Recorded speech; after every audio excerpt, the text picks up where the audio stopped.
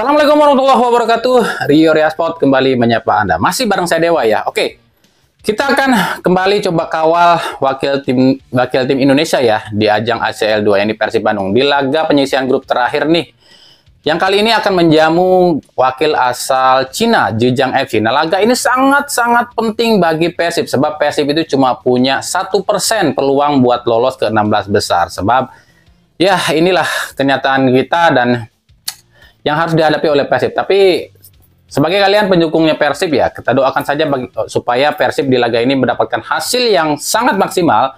Tapi juga tim saingannya yakni LCS bisa mungkin kalah lagi ya. Kalau kalah mungkin Persib bisa lolos ya. Nah, bagaimana persiapan Persib untuk menghadapi laga yang sangat krusial kali ini? Dan ada berapa banyak sih pemain yang cedera di Persib? Kita bahas Persibnya aja ya, karena kan wakil Indonesia Persib ya.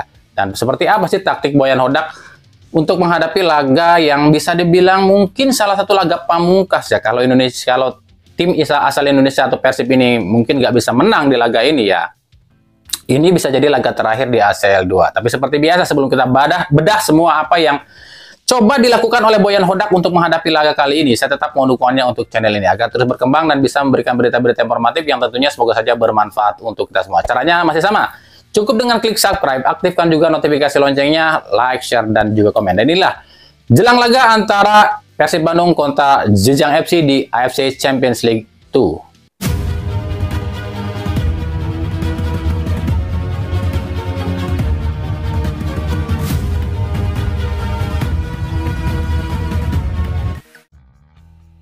Mission Impossible.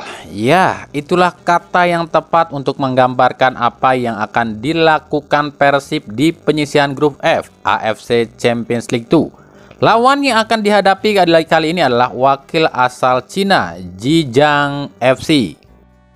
Gimana nggak Mission Impossible coba? Meskipun Persib menang di laga ini, tapi jika LCS imbang saja lawan Pot FC, maka dipastikan Persib yang tewas. Jadi harapan Persib itu cuma satu, Persib menang lawan Zhejiang, sementara LCS kalah dari Port FC. Ini miris ya, sebagai juara Liga Indonesia, tapi justru Persib nggak berdaya di Asia. Penyebabnya sih cuma satu, yakni terlalu banyak buang peluang. Main di kandang 2 kali, tapi hasilnya kurang maksimal. Sebab pelatih Persib Boyan Hodak terlalu sibuk mengurusi Liga 1 dan menyalahkan LIB soal jadwal yang padat. Sehingga setelah sekarang LIB memberikan keringanan, justru Persib malah di ujung tanduk. Zhejiang FC pasti akan main habis-habisan di laga ini sebab Zhejiang FC jika menang di laga ini dan LCS kalah oleh Port FC, maka Zhejiang yang akan lolos bersama Port FC ke 16 besar. Ya, Zhejiang FC memang wajib menang di laga ini sebab kalau cuma imbang meskipun LCS-nya kalah, dipastikan Zhejiang gagal lolos sebab kalah produktivitas gol dari Lion City. Maka wajar jika Persib adalah tim yang paling sulit di laga kali ini. Kami sendiri sulit memprediksi laga ini sebab Hodak itu seperti apa ya?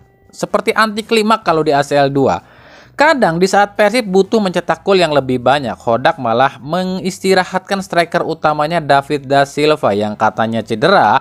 Padahal DDS sendiri mengaku dia aja bingung nih sakitnya apaan. Sebenarnya sih harusnya udah nggak ada lagi nih namanya alasan kelelahan bagi Persib sebab liganya udah ditunda dan masa istirahat Persib cukup lama ya, sekitar semingguan untuk menghadapi laga ini. Jadi tinggal bagaimana Hodak menerapkan taktiknya saja dan apakah bisa diikuti oleh pemain di lapangan atau tidak. Laga ini sendiri kabarnya akan digelar justru di Sijalak Harupat, bukan di GBLA. Kami pribadi nggak tahu ya alasannya kenapa tetap memilih SJH ketimbang GBLA. Padahal musim ini rekor atau khususnya di ACL 2 ya, Sijalak Harupat itu tuh belum pernah hadirkan kemenangan loh buat Persib dengan 1 kali kalah dan 1 kali imbang. Nah, di pertemuan pertama Persib itu takluk 0-1 dari Zhejiang FC di kandang Zhejiang. Jadi seharusnya tim Zhejiang ini tuh sebenarnya tak terlalu superior lah kalau memang Persibnya mau main all out ya. Bagi Persib sendiri, di laga ini tuh sebenarnya butuh mencetak gol yang lebih banyak untuk paling tidak memberikan harapan untuk lolos. Tapi ini nggak akan bisa terjadi kalau Hodak tetap memainkan pola yang sama. yakni menempatkan Ciro Alves sebagai ujung tombak lini depan. Persib memang nggak punya pilihan lain ya selain menempatkan David da Silva sejak awal, sebab Dimas Derajat memang masih belum bisa tampil lantaran masih menjalani hukuman dari AFC. Sialnya, usai lawan Pot FC kemarin, sejumlah pemain Persib kabarnya cedera nih. Tyron ini terkilir nih engkel kakinya, sementara Matteo Kocijan katanya cedera lutut nih. Ditambah beberapa pemain yang kemungkinan akan absen seperti Victor Igbonevo yang izin pulang nih ke Nigeria. Nick Kuipers yang masih bermasalah dengan perutnya alias keracunan. Ada Kakang dan Robi yang sudah tinggalkan Persib dan gabung ke timnas, serta Rezaldi dan Febri yang masih berkutat dengan cedera. Kami sudah sering banget ya bahas kenapa Persib ini babak belur seperti ini menjalani 2 kompetisi. Itu udah kami bahas jauh sebelum di awal musim ini ya, tapi waktu itu nggak ada yang percaya. Sekarang terbuktikan apa yang kami analisa. Tentu saja penyebab utamanya adalah skuad yang jomplang antara inti dan cadangan yang membuat Persib itu babak belur jalani 2 kompetisi. Persib itu mendaftarkan 29 pemain di liga, tapi menurut kami ya, dari 29 pemain itu cuma sekitar 20-an aja pemain yang berkontribusi. Sisanya minim kontribusi, bahkan bisa dibilang underrated. Adanya konflik internal di dalam tubuh Persib yang membuat Persib ini seolah sulit mengumpulkan para pemain bertalenta atau pemain bintang. Ditambah ada yang namanya financial fair play yang membuat Persib ini ketakutan untuk mengumpulkan para pemain bintang. Padahal yang namanya financial fair play itu bisa disiasatin. Nah sekarang kita akan coba nih hitung berapa duit sih yang udah dibelanjakan Persib musim ini dari dana yang dibatasi sekitar 50 miliar itu. Mailson 5 4,35 miliar, Adam Alis 4,35 miliar, Matteo Kocijan 1,74 miliar, Gustavo 2,61 miliar. Itu cuma 13,05 miliar loh ya.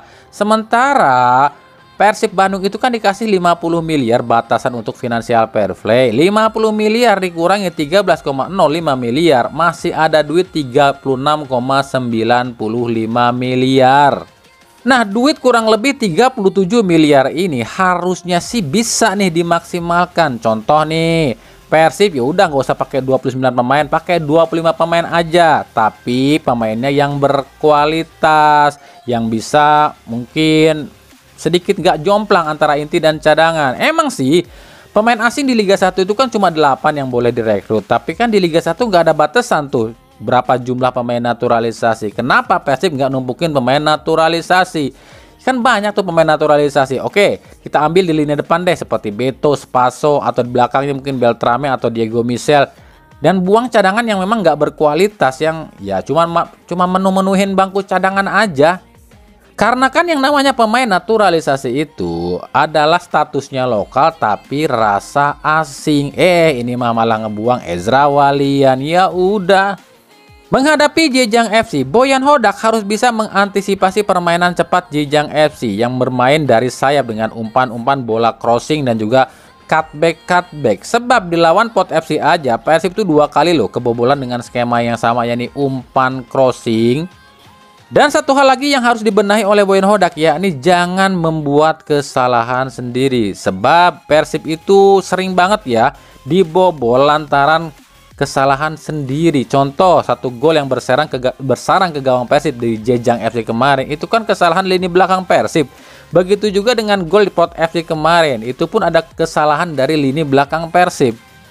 Jadi ya semoga saja nih para pemain Persib yang tadinya cedera ataupun tadinya yang kurang fit bisa ditampilkan di laga ini ya. Jadi bisa menerapkan formasi seperti yang berikut ini. Di bawah Mistar ditempati oleh Kevin Rey Mendoza. Trio center back harusnya sih ditempati oleh Nick, Gustavo, dan Kocijan. 2 wingback harusnya sih ditempati oleh Hen dan Edo Febriansa. Double jangkar, Maklok, dan Dado. Sisi sayap, Ciro Alves dan Tirondel Pino. Sementara ujung tombak, David da Silva. Kalau Persib bisa menerapkan formasi ini, ya kami pikir Persib bisa mengatasi Jejang FC. Sementara Jijang FC sendiri datang ke Bandung itu dengan full squad ya. Nggak ada satupun pemain Jijang FC yang absen, apalagi karena akumulasi dan cedera. Semuanya full dan siap tarung. Kemenangan besar di laga terakhir melawan Lion City Sailor membuat pasukan dari Jordi Viñal ini semakin pede nih buat menghadapi Persib Bandung. Strategi yang dipakai saat mengalahkan Lion City nampaknya akan kembali diterapkan oleh Viñal, yakni menyerang dari sisi sayap dengan umpan-umpan crossing dan cutback yang mematikan. Dan ini terbukti efisien loh.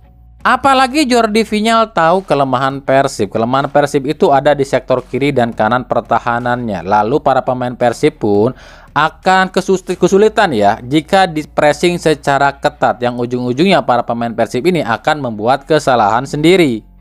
Nah, bukannya Jordi Viñal namanya kalau nggak sesumbar. Menurut Viñal, bukan Lion City, bukan Persib yang akan lolos, tapi Jejang FC yang akan lolos ke 16 besar. Sebab menurut Viñal, dua tim tadi itu tengah tertekan, penuh dengan tekanan, sementara Jejang nggak ada beban sama sekali. Bukanlah hal yang mudah menghadapi Persib di stadion yang dipenuhi supporter mereka yang fanatik. Tapi kami datang dengan mental yang tinggi. Kami tak ada beban, sementara mereka seperti tertekan saat ini. Jadi menurut saya bukan Persib atau Lion City yang akan lolos, tapi kami yang akan lolos, ujar Jordi Viñal. Jordi Viñal tahu jika Persib adalah tim dengan spesialis menit akhir, di mana Persib akan lebih menyengat di saat pemain lain mulai kelelahan. Tapi Jordi Viñal punya solusi dan siasat menghadapi tim-tim dengan tipikal seperti ini, yakni pressing yang ketat dan juga mencetak gol yang banyak. Maka kira-kira seperti inilah formasinya. Di bawah Mistar ditempati oleh Bauking Zhou. Duet center back ditempati oleh Yang Wang dan juga Lucas Posignoli. Bek kiri Gwenson dan bek kanan Dong Seng Wang. Duet cangkar ditempati oleh Tisian Lee dan Wei Wu. Sisi sayap ditempati oleh Frankie, Andre Josevic dan juga Sekiere. Sementara dua ujung tombak ditempati oleh Kouassi dan juga Di Gao.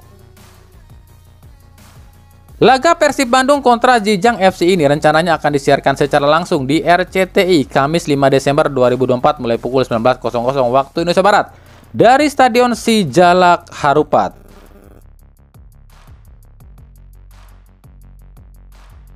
Oke, itu tadi ya sedikit pembahasan kita di jelang laga antara Persib Bandung kontra Jijang FC di AFC Champions League tuh. Gimana? Berat ya? Berat banget tugas Persib di laga ini. Bahkan mungkin bisa dibilang tertutup, tapi ya tergantung juga bagaimana nanti hasilnya di lapangan dan juga bagaimana Tuhan memberikan jalan buat Persib. Nah, makanya kita ikuti terus nanti bagaimana sih jalannya laga kali ini di fakta di balik laga. Makanya jangan skip terus, ikuti terus berita sepak bola khususnya Liga Indonesia dan para koneksi serta timnas Indonesia hanya di Rio Ria Sport. Terima kasih yang telah menyaksikan video ini dan mengunjungi channel ini.